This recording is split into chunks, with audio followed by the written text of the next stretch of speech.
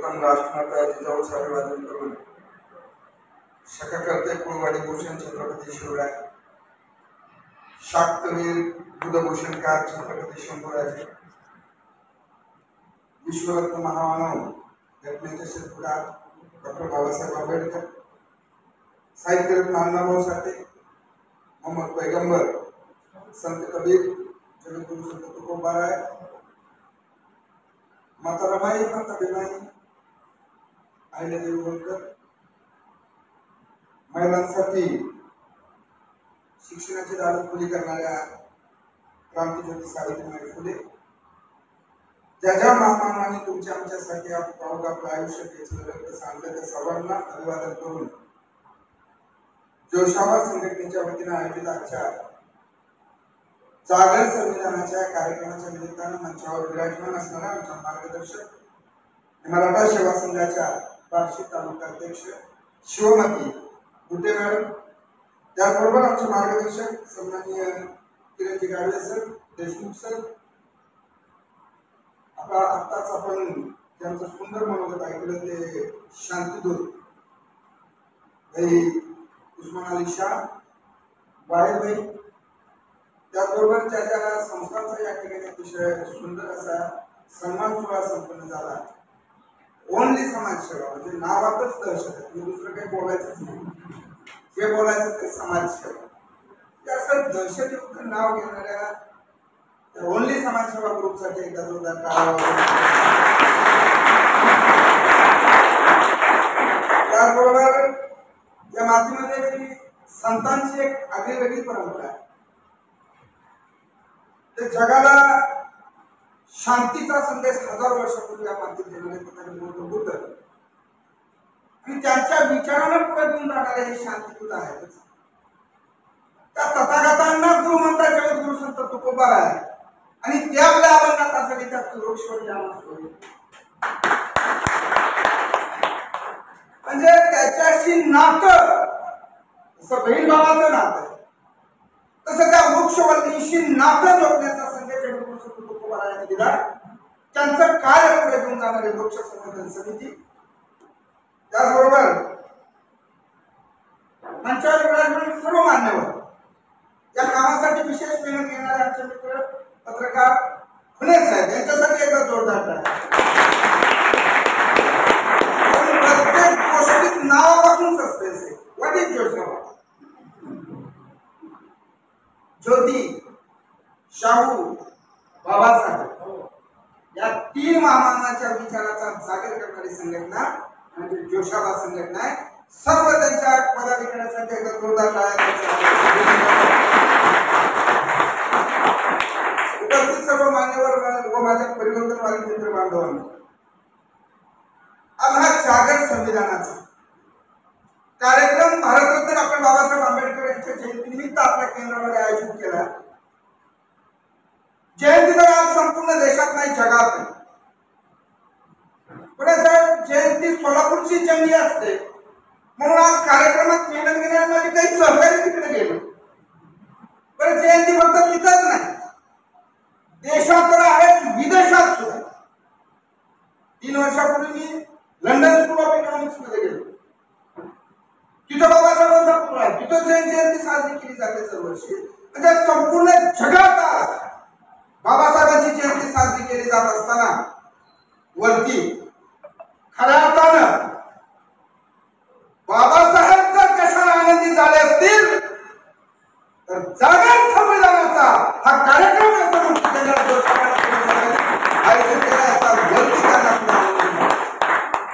कारण नाचून जयंती करणारे भरपूर आहे. ते संविधान वाचलं पाहिजे हा विचार मनातून पुढे जाणारी संघटना म्हणजे आपले फुले साहेब. संविधान दिलं, संविधानाचा श्वास, संविधानाशिवाय आम्ही जगू शकत नाही. ते संविधान समजून घेण्याचा हा जागा. कारण सगळेच म्हणतो आपण, पण संविधान दिलं म्हणजे काय केलं?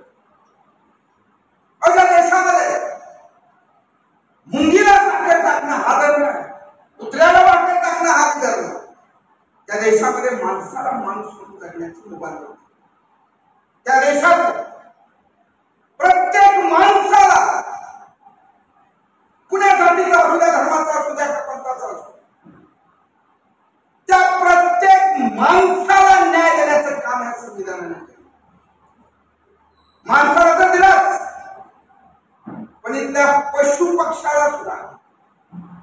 त्यांच्यावर सुद्धा अन्याय करता येतो. एखाद्या हरणाच्या काळविटाच्या जीवाची काय किंमत? तर सलमान खानला विचार. तुम्ही हिरो असू द्या, राजा असू द्या, महाराजा असू द्या, त्या काळविटाच्या जीवाची किंमत तुम्हाला 3.5 महिने जेलमध्ये राहून चुकवावी लागते. त्या काळविटाला सुद्धा न्याय संविधानाच्या माध्यमातून देण्याचं काम बाबासाहेब. म्हणजे पशुपक्षाला न्याय, वृक्षवल्लीला न्याय करण्याचा आजचा कार्यक्रम आहे. एकदा जोरदार टाळ्या वाजवा.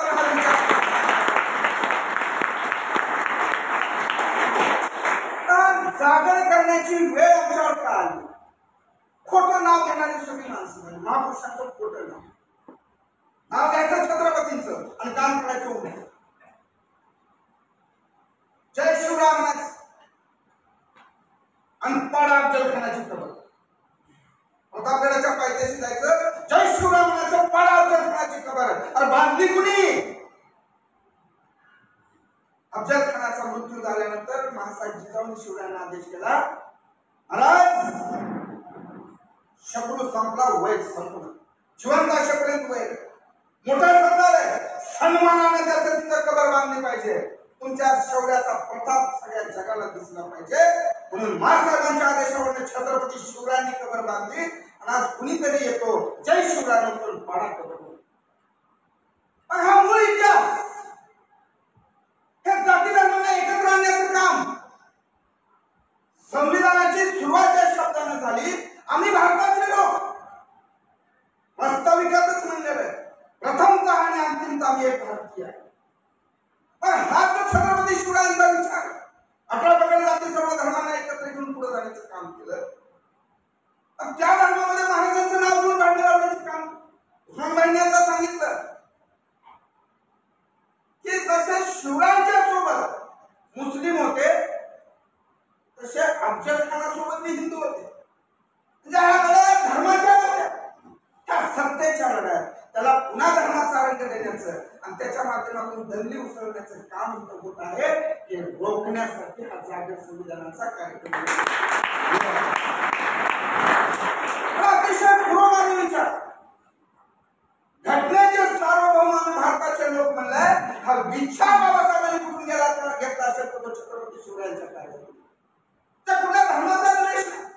लढाई काही कुराण हाती लागली तर बाळा पूर्ण आपल्या सैनिकाकडे त्याची कुठली मशीद कधी पाडली नाही. एवढंच नाही, कुली खान, मुसलमान असलेला कुली खान छत्रपती शिवरायांनी धर्मात घेतला. एवढंच नाही, नुसता धर्मात घेऊन चालणार नाही, त्याच्याशी कुणी रोटीपट्टी व्यवहारच करायला तयार नाही. तर स्वतःच्या मुलीचं, बाजी पासरकर ज्याला म्हणतो आपण, जो कुली खान झाला त्याला पुन्हा धर्मात घेतलं आणि त्याच्याशी रोटी बेटी व्यवहार व्हावा म्हणून स्वतःच्या मुलीचं लग्न त्याच्या मुलाशी लावून देणं म्हणजे मुस्लिमांशी रक्ताचं नातं जोडण्याचा संदेश छत्रपती शिवरायांनी दिला. आणि तोच विषय घेऊन बाबासाहेबांनी आम्ही भारताचे लोक, पण तो कुण्या जातीचा असो, धर्माचा असो का पंथाचा असो, त्या सगळ्यांसाठी हे. आणि हा विचार तळागाळापर्यंत, गावागावापर्यंत पोहोचवण्याचं काम करणाऱ्या संघटनेचं नाव आहे मराठा सेवा संघ. असं या संघटनेच्या कामामुळे ही बंधुता वाढली, समता वाढली आणि म्हणून या देशातल्या दंगली कमी झाल्या. असं मी नाही, या देशाची सगळ्यात ऍक्टिव्ह असणारी गुप्तचर संघटना रॉंग अहवाल दिला की सेवा संघाने हे गावागावात जाऊन लोकांमध्ये जागृती निर्माण केली. प्रत्येक महापुरुषांना हे जातीला अडकवण्याचं पाप काही लोकांनी सुरू केलं. बाबासाहेब म्हणले की फक्त बुद्धांचे, बाकी दुसऱ्यांचं कोणाचं नावच तिथे द्यायचं नाही. मराठा सेवा संघाने गावागावात जाऊन सांगायला सुरू केलं की बाबासाहेब जिवंत असताना त्यांचा पहिला ह्या जगातला पुतळा उभा करणारे कोल्हापूरच्या बिंदू चौकात भाई माधवराव बागल जातीने मराठा आहे. पहिला बाबासाहेबांचा पुतळा आहे, मराठा माणसानं उभा केलाय. एवढंच नाही, शिष्यवृत्तीच्या वेळी परदेशी शिक्षणाला जाताना पैशाची गरज पडली तेव्हा त्यांना शिष्यवृत्तीच्या रूपाने आर्थिक मदत करणारे सयाजीराव गायकवाड जातीने मराठा आहे. आता सरांनी सांगितलं, देशमुख सरांनी, की बाबासाहेबांना पहिलं बुद्ध धर्माचं पुस्तक भेट देणारे केळुसकर गुरुजी जातीने मराठा आहे. एवढंच नाही, संविधान समितीवर बाबासाहेबांना घ्यायचं नाही असा निर्णय झाला तेव्हा बाबासाहेबांसाठी खासदारकीचा राजीनामा सगळ्यात पहिला देणारा या महाराष्ट्रातला खासदार पंजाबराव देशमुख हे सुद्धा जातीनं मराठा. एवढंच नाही, मराठवाडा विद्यापीठाचा नाम विस्तार भारतरत्न डॉक्टर बाबासाहेब आंबेडकर मराठवाडा विद्यापीठ व्हावं या आंदोलनात पहिला जीव देणारे ठाणे पाटील नावाचा कार्यकर्ता सुद्धा जातीनं मराठा आहे. मराठा बाबासाहेबांचं नातच कोणी सांगत नाही. दंगली भडकवण्याचं काम करणारे मात्र भरपूर भेटतील. हे समाजाला एकत्र आणण्याचं काम करणारी संघटना आणि त्याचे अध्यक्ष आज मंचावर म्हणून मला इतका जोर आलेला आहे भाषणाला, तर तुम्हाला हा सगळा खरा महापुरुषांचा विचार सामान्यापर्यंत गेला पाहिजे, प्रत्येकापर्यंत पोहोचला पाहिजे, ही माहिती देण्याचं काम. आज दहशत निर्माण केली जाते. इस देश में रहना होगा तो वंदे मातरम कहना. वंदे मातरम हे गीत जगात सगळ्यात सुंदर कोणी गायलं, त्याच्याबद्दल त्याला पारितोषिक मिळालं तर तो जातीय मुसलमान या रहमान. त्याला काय सांगायची गरज आहे? त्यांच्या रक्तात वाढत आहे. यूही नहीं लहराता, यूही नहीं लहराता तिरंगा लाल किले पे किया तामील जिसने वो शख्स मुसलमान की लड़ा अंग्रेजों के खिलाफ, दी अपने जान की शहादत. इस देश का पहला शहीद टीपू सुल्तान भी मुसलमान है. इतना ही नहीं, हुआ मेरा मुल्क आजाद जिस दिन वो 15 अगस्त दिन जुम्मे का और महीना रमजान का है. त्या देशामध्ये हम बुलबुले है इसकी वो सिता हमारा हे गीत लिहिणारा सुद्धा माणूस मुसलमान. त्यांना धमकी द्यायची. जर देशाला पुढे जायचं असेल, बाबासाहेबांच्या संविधानावर विश्वास ठेवून आपल्याला काम करावं लागेल. सार्वभौमत्व आणि आम्ही भारताचे लोक असं म्हणून आपल्याला आता पुढे जाण्याची. पण या संविधानामध्ये सगळ्यांना न्याय मिळत असताना माझी परिवर्तनवादी मंडळी टेन्शन मध्ये आली की आम्हाला न्याय कुठे आहे? झाडाला झाला, पक्ष्यांना झाला, पशूंना झाला, आम्हाला न्याय कुठे आहे? भयंकर रूप आज आपण बघतोय. बाबासाहेबांनी त्यावेळी बघितलं. आम्ही तर शिंदे डॉक्टर व्यसन होताना फक्त दारू गुटखा गांजा म्हणतो, पण आज व्यसनाचं स्वरूप इतकं बनवलं की फक्त दारू गुटखा गांजा नाही सर, हा तुमच्या माझ्या हातात आलेला मोबाईल सुद्धा आहे व्यसनच आहे. का व्यसन आहे? कारण मी रोज सगळ्यांना सांगतो दारू पिऊ नका, दारूच्या जीवाला धोका आहे, मोबाईलला बी धोका. मी गाडीवर चाललो भाई आणि तेवढा तुमचा फोन आला, मी गाडीवरच फोन उचलला, वाकडी मान करून चाललो, गाडी घसरली, डोकं फुटलं या जगातून. त्याचे दारू करते ते मोबाईल करायला. मी तर रोज बोलतो मित्रांनो दारू पिऊ नका, दारूने नवरा बायकोत भांडण. मोबाईल कालच झालं माझं बायको. अहो किती वेळ झालं बायकोला म्हणून तुला पोस्ट टाकली, मला भाजी वाढ, तुझं लक्षच नाही भाजी वाढ. तर मॅडम बायको मला म्हणते अहो तुम्हाला भाजी वाढली, त्याचा फोटो काढला, गुड्डे मॅडमला पाठवला, वा छान भाजी असा रिप्लाय सुद्धा मॅडम झाला.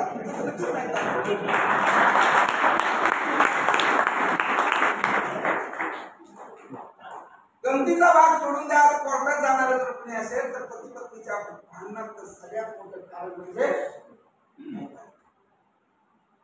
लग्न झालेलं असून फेसबुकवर स्टेटसवर सिंगल घटस्फोट. जे दारू करते सगळं मोबाईल करायला. आणि सगळ्यात भयंकर लक्षण जर बघितलं तर आमच्या आता 110 जण इथे ऍडमिट आहेत. खाडा टाकून कोणताही माझा मित्र बोलवा आणि त्याला विचारलं किती पेतो, मी तेवढी पेत नाही. प्रत्येकाचं एकच लक्षण आहे, ती तेवढी पेत नाही. अगदी तसंच हा मोबाईल वापरणार प्रत्येक जण म्हणतो मी तेवढा वापरत नाही. लोकांना तर दारून रोज मी भाषण देतो, पण मी स्वतःच्या विचारात कसा अडकलो. हा जोशाबा संघटनेचा बॅनर किती सुंदर आहे, वर महापुरुषांचे फोटो, सगळ्या संस्थेची नावं, आणि ती नावं एकेकाची वाचता वाचता पुणे सर परवा दिवशी मी माझं समजून शेजारच्याच घरात शिरलो. कारण लक्ष मोबाईल मध्ये असलं की पावलं कुठे जातात पता लागत नाही. शिरलो ते शिरलो. आमच्या त्या शेजारणीला टीव्हीचं इतकं व्यसन कुठे नाही. तिच्या आवडीची मालिका जर लागली तर डोळ्यातनं गंगा जमुना, तिचं काही लक्ष नाही घरात कोण आलंय कोण गेलंय. तिच्या आवडीचा सीन चालू आणि घरात आलो मी की तिला वाटलं आपलाच नवरा कामावून आला. न बघताच किचन मध्ये गेली, चहा करून आणला, माझ्या पुढे धरलेला लक्ष टीव्ही तिकडे. तुझ्यात जीव रंगाला, तुझ्यात जीव रंगाला. मी म्हणलं आला चहा कशाला सोडायचा, शेजारी एवढा हाऊस कवा चहाला पण घेतला, आज आला तर कशाला सोडायचा म्हणून मी गप हातात घेतला. एक गोट पेला, दुसरा गोट पेला, आता तिसरा पिणार एवढा तिचा खराच नवरा दाखवला. आता आपलं काही खरं नाही म्हणून हा पडावणार. एकतर मुद्दाम हा बोलत नाही चहाला, आणि आज घरी नसताना चहा, आज हा बडावणार म्हणून मी इतका घाबरलो. पण तो बिचारा फेसबुक मध्ये एवढा गुंग होता की मला मध्ये काय म्हणतो, माफ करा चुकणार मी तुमच्याच घरी आलो.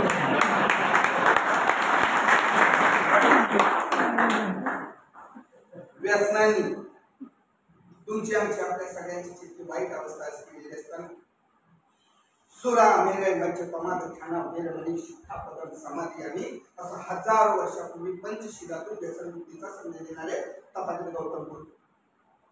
ओढोनिया तमाकू काळी त्याच्या धुर जळे ते घर तेने पापे पाटीला की पिढा उडतोय मदंड तयाचे काळे कोंड तुका म्हणे. असा आपल्या अभंगातून व्यसनमुक्तीचा संदेश देणारे जगद्गुरु संत तुकोबा आहे. शराब वाहे भाई शराब पीने जैसी नापाक हरकत करने वाले की नमाज कबूल नहीं होती, क्योंकि अल्लाह ने लानत फरमाई है शराब पर. असा आपल्या धर्मातून व्यसनमुक्तीचा प्रचार प्रसार करणारे मोहम्मद पैगंबर. कैफी माणूस कैफ चालला, नशा आली, कैफी माणूस आला म्हणजे त्याचा कार्यनाश होतो. हे 350 वर्षापूर्वी आपल्या पत्रातून लिहिणारे छत्रपती शिवराय आणि वयाच्या 14व्या वर्षी आपल्या बुधभूषण नावाच्या ग्रंथात व्यसनादीच्या अगदी सर्वांनी भूपती परिवर्जयत म्हणजे व्यसनासारख्या वाईट गोष्टीपासून बुद्धिमान युवकांनी लांब राहिलं पाहिजे हे 14व्या वर्षी संदेश देणारे छत्रपती संभाजी महाराज. दारूच्या नादात मुलं खर्च करी तो भिकारी मुला बाळा, ह्या कुटुंबासाठी मध्यवर्ती करा आणि हाची पैसा भरा ग्रंथासाठी. असं आपल्या परकड कोवळ्यातून व्यसनमुक्तीचा संदेश देणारे महात्मा ज्योतिबा फुले आणि या सर्व संतांच्या राष्ट्रपुरुषांच्या स्वप्नातील भारत निर्माणासाठी घटनेच्या अनुच्छेद 47 मध्ये व्यसनमुक्ती कार्याचं जनतेच्या सार्वजनिक आरोग्याच्या हितात व्यसनमुक्ती कार्याचं प्रयोजन करणारे विश्वरत्न महामानव डॉक्टर बाबासाहेब आंबेडकर आहेत. म्हणून त्यांच्या संविधानाचा जागर या व्यसनमुक्ती केंद्रात आज केला जातोय की त्यांनी लिहिलेल्या 46व्या कलमामुळे फक्त आयुष्यच नाही तर या देशात 565 व्यसनमुक्ती केंद्र उभा राहिली आणि तिथून हजारो लोकांना व्यसनमुक्तीचा उपचार मिळत आहे. त्या महामानवाला विश्ववंदन करण्याचा आता हे असं खरं बोलायला लागलं की ते कुणाला तर लागतं की लागलं की त्याच्या राजकारणी एकमेकाच्या जीवावर खरं बोललं की त्याच्या जीवाला हा जागर करण्याची पुण्यासाठी काय गरज नाही. दाभोळकर सगळ्यांना चांगलं सांगत अंधश्रद्धेच्या विरोधात त्यांना कुणी मारलं म्हणून सांगत गौरीला देशा पुण्याचा पत्ता लागत. अशा वेळी असं नेहमी डोक्यात येतं आहे कसे म्हणावे देशात लोकशाही खुर्चीत खुल्याच्या बसले तर खुले शिपाई आणि त्या शिपायांना अटकाव करण्यासाठी ह्या जागराची गरज. शांत बसून चालणार आहे करते बोललं की लगेच कोणतं लाईट दिले काहीतरी तिकडून धमकी लगेच येते. हम आगे बढ़ते हैं तो बदनाम वो कत्ल भी करते हैं तो चर्चा होगी जरूर होगी. लड़ते हो बेजुबानों से कभी मर्दों से लड़के देखो, खंजीर भी तेरी और टुकड़ा भी तेरे. इतिहास है हमारा.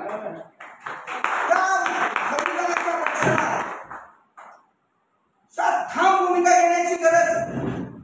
प्रत्येकाचं रक्षण करणारं संविधान कुण्या जातीचं नाही कुण्या धर्माचं.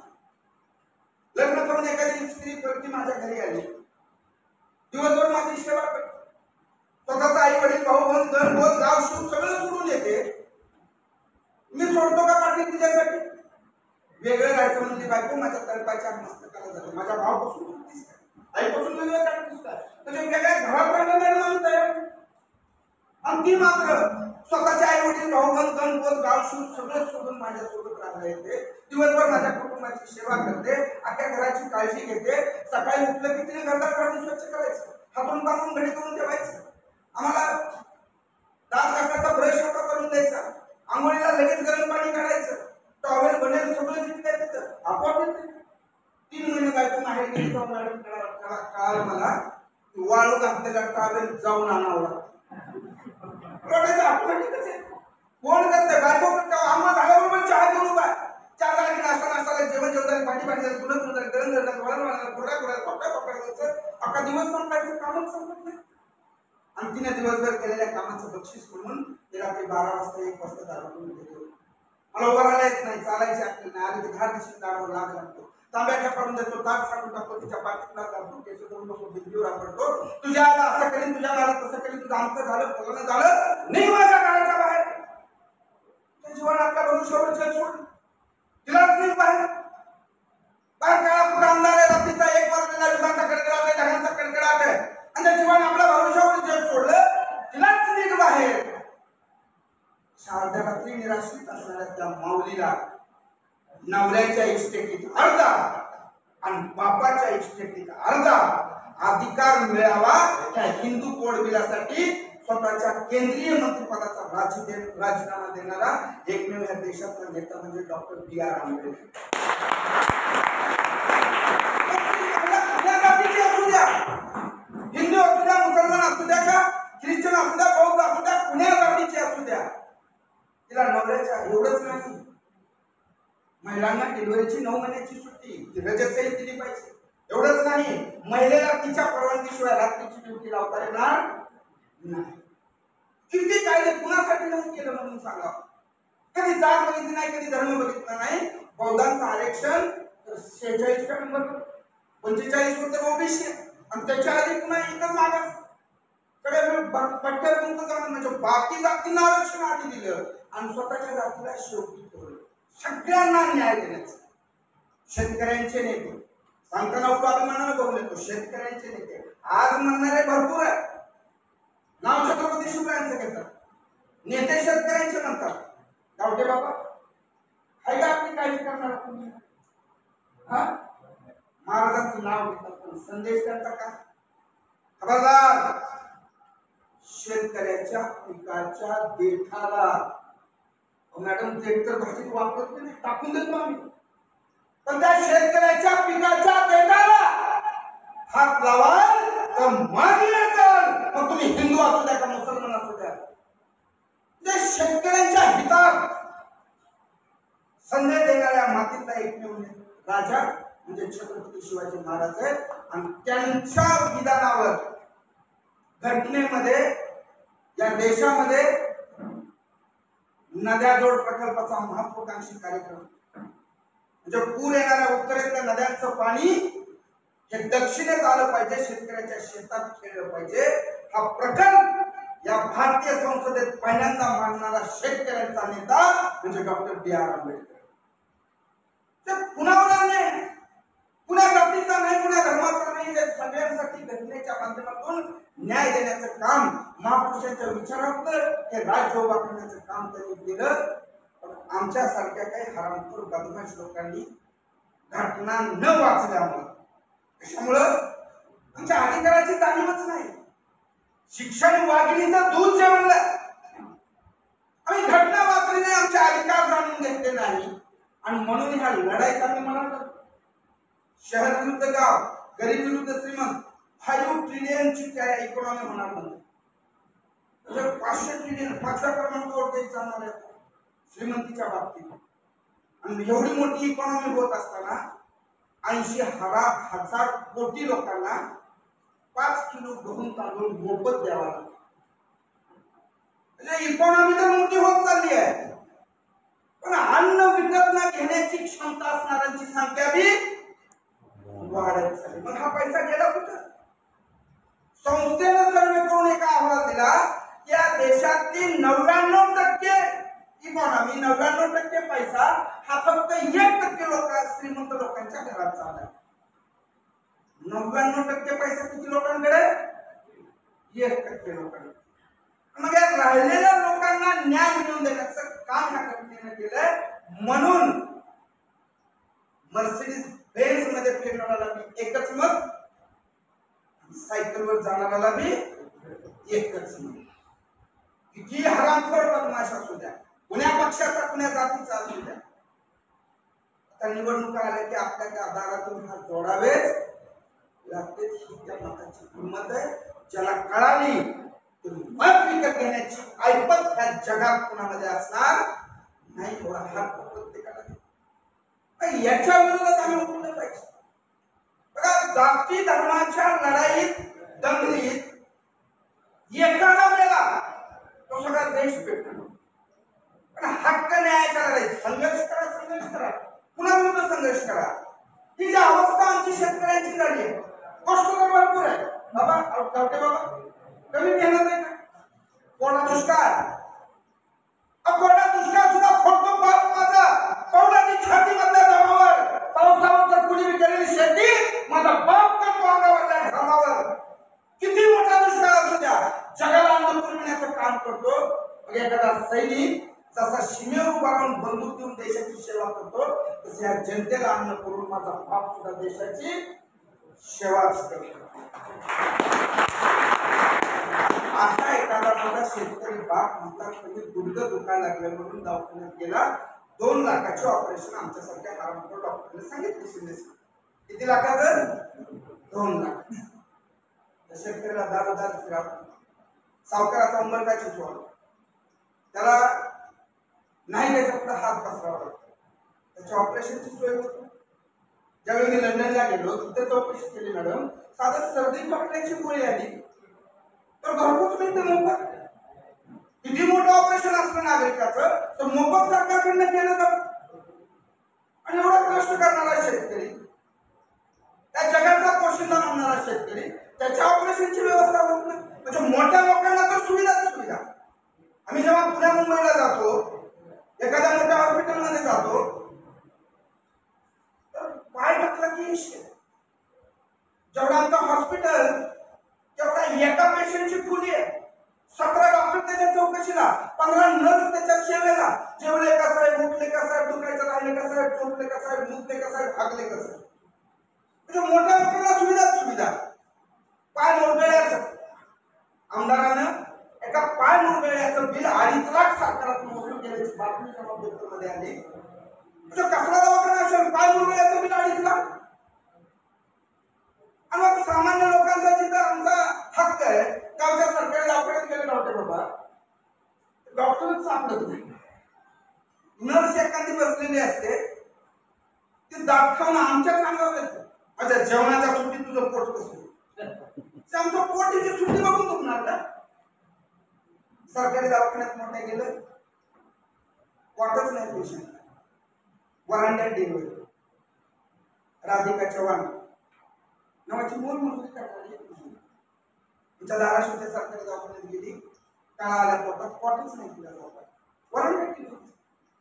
त्या जन्मलेल्या बाळाला डॉक्टरने 5,000चं औषध आणायला पैसेच. बाळ तर वाचला पाहिजे. जातवाल्याकडे गेली, धर्मवाल्याकडे गेली, पक्षवाल्याकडे गेली, कुणी मदत केली. बाळ तर वाचला पाहिजे.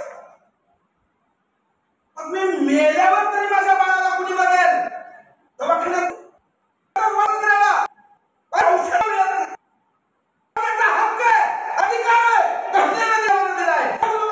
बाबासाहेबांच्या अनुयायांची, छत्रपती शिवरायांच्या समाजाला आणि ते निर्माण करण्याचं काम मी जोशाला करते.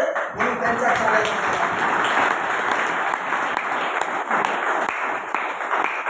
अशा विरुद्ध लढण्याची जेव्हा नशा चढते तेव्हा 2 तासात उतरणारी क्वार्टर मध्ये हुडकावी लागणार नाही. म्हणून हा कार्यक्रम मी डॉक्टर झालो, 2,500 किलोमीटर डॉक्टर. पण वडिलांना तेवढी भरणं होतं. एक मिलिटरीमॅन असणारा मावस भाऊ मदतीला धावून आला. आज डॉक्टर व्हायचं म्हटलं तर 30 लाख 35 लाख कसं भरणार शेतकरी? त्याच्या मुलाला अधिकार मिळाला पाहिजे शिक्षणाचा. कायदा तर झाला. मग शहर वस्तीमधल्या थोरा मोठ्याच्या पोरांना किती सुविधा? तर पुण्या मुंबईला एसी मध्ये टाटा बिर्लाची पोरं अभ्यास करते, त्याच्या रूमला एसी लावलेला आहे, त्याला खाण पिणे वाचता, त्याला 50-50 हजाराचे 3 शिक्षक देऊन शिकवायला, त्याला ट्युशन अनेक प्रकारच्या, 50 हजाराचं दप्तर त्याचं, 10 हजाराचा बूट आहे त्याचा. आणि गाव खेड्यामध्ये शिकणाऱ्या एखाद्या गरीबाचं लेकराच्या दप्तराचा बंद फाटलेला आहे, चढी तुटलेली आहे, तर तसंच शाळेचा अभ्यास कष्ट करतात, मेहनत करतात. 2 मार्क निकाल UPSCचा घ्या, MPSCचा घ्या, 12वीचा घ्या, नंतर 10वीचा घ्या. त्या शहर वस्तीमधल्या, त्या खाऊ मधल्या, त्या सुखवस्तू मधल्या त्या प्रत्येक विद्यार्थ्यापेक्षा 2 मार्क जास्त माझं गावातलं कष्टकऱ्याचं गरीबाचं लेखून पाडतंय. ही ताकद कष्टकऱ्याच्या मनगटात आहे. आणि मग असाच एक अक्षय देवकर नावाचा गावातला तरुण युवक 96% मार्क काढले. त्याच्या आईला कळत नव्हतं 96 म्हणजे किती. तो सांगत होता 90वर 6 करा 96 म्हणायचं. आणि तो पुढच्या शिक्षणाची फीस भरू शकत नाही म्हणून गळफास लावून घरातून म्हणतो. 1932 जे 100 वर्ष झाली छत्रपती शाहू महाराजांनी आदेश काढला की शिक्षण हे सार्वत्रिक आणि मोफत झालं पाहिजे. 1932 ला सांगितलं. आणि आज माझ्या गावचा अक्षय देवकर म्हणतो म्हणून हे संविधानाच्या जागर करण्याची वेळ. कारण 3000 शाळा खाजगी कंपन्यांना देण्याचा ठराव संसदेमध्ये मांडला होता. तो जाऊन ह्या मराठा सेवा संघाच्या लोकांनी अडवला.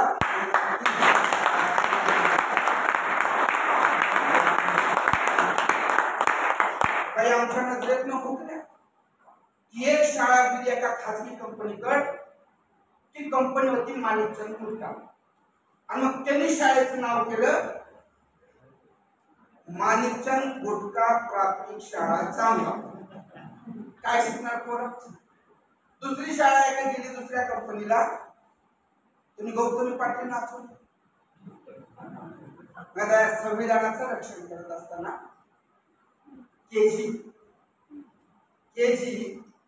टू PG ज्याला शिकायचंय त्याला मोफत शिक्षण मिळालं पाहिजे. याच्यासाठी आता आवाज उठवण्याची आपल्या सगळ्यांनी वेळ आलेली. पण आपल्यापैकी कुणी इतर टाटा बिर्लाचा वारसदार नाही.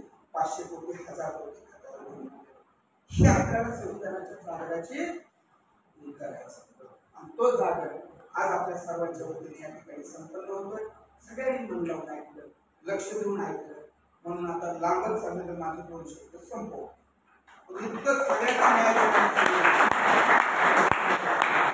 इतकं न्याय देणारं संविधान हे देशामध्ये जाळलं जातं.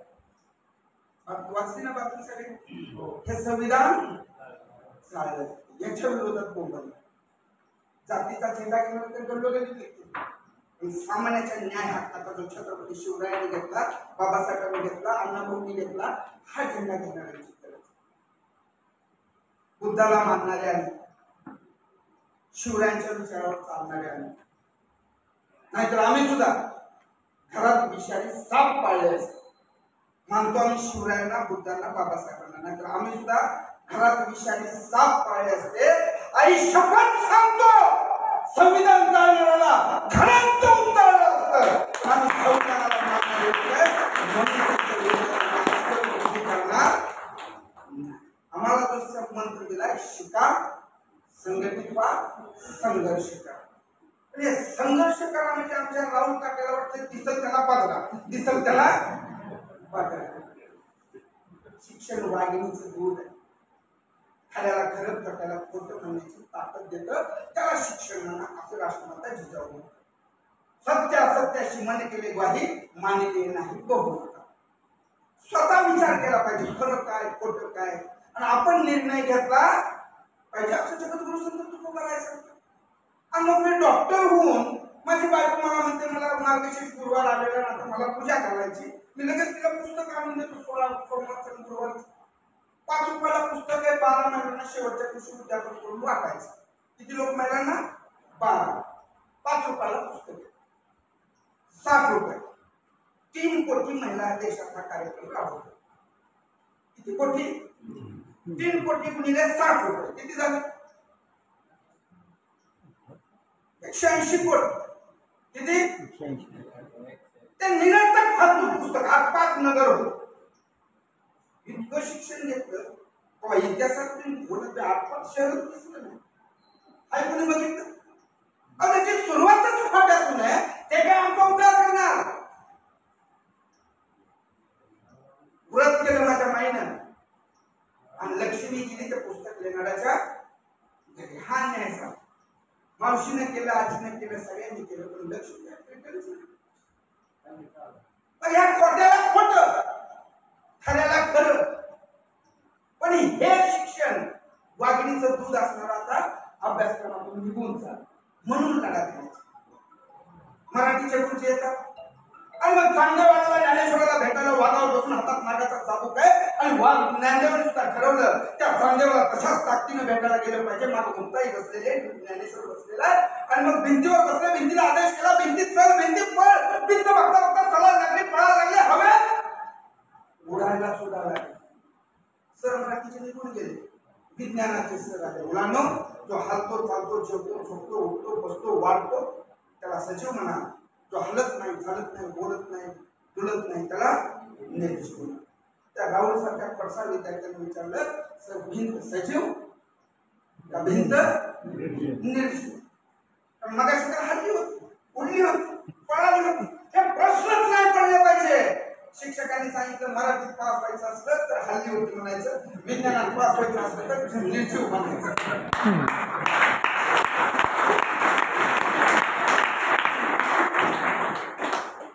वाघिणीचं दूध आहे आणि ते वाघिणीचं दूध मिळू नये म्हणून चौथी ज्यांची माझ्या वयात झाली त्यांना छत्रपती शिवरायांचा इतिहास चौथीला होता. जो आता सिलेबस मधनं गायब झाला, एक पानावर शिवराय आला.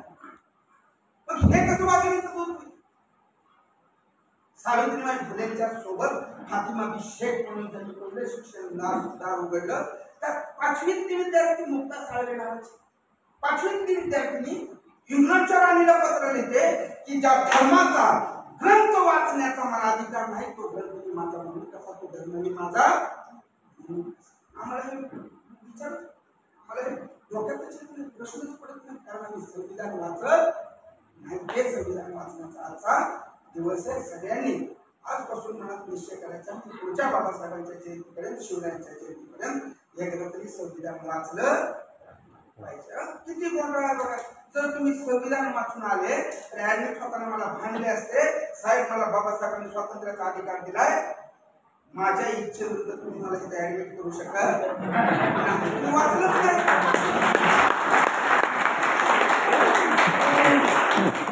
त्याचा फायदा घेतो. तुम्ही जरी सुट्टी नाही द्या, तुम्ही संविधान वाचलं असतं तर तुम्ही अधिकारासाठी उभा राहिले असते. आणि तुम्ही अधिकारासाठी उभा राहिले की माझं दुकान बंद पडल्याशिवाय म्हणून आम्ही वाचू देत नाही. आम्ही म्हणतो मिरवणूक काढा, डीजे लावा, ढोलण्या लावा. तर हा खरा जागर करण्याचा कार्यक्रम आहे संपन्न झाला. जाताना शेवटचे 2 शब्द सांगतो ना, सगळं लांबत चाललेलं पुराण आता संपवलं. कष्ट करायची जात आहे आपली, सगळ्या जाती संपवल्या, एकच उरली. कोणती? कष्ट करायची जात आहे आपली. आपण आता शिकलं पाहिजे, पिंपळाच्या रोपासारखं पाषाणावर टिकलं पाहिजे. घाबरू नका, घाबरू नका. या संकटांना भय चिंता फासावर टाका. जीव एवढा स्वस्त नाही, ठणकावून त्या व्यवस्थेला सांगा. एवढी आत्महत्येची संख्या वाढत चालली. विद्यार्थ्यांची आत्महत्या, शेतकऱ्यांची आत्महत्या, महिलांची आत्महत्या. जीव एवढा स्वस्त नाही, ठणकावून त्या व्यवस्थेला सांगा. अरे शिवशंभोचा मावळा कधी शत्रू पुढे झुकला का? बाबासाहेबांचा अनुयायी जातीभेदात अडकला का? निर्धाराच्या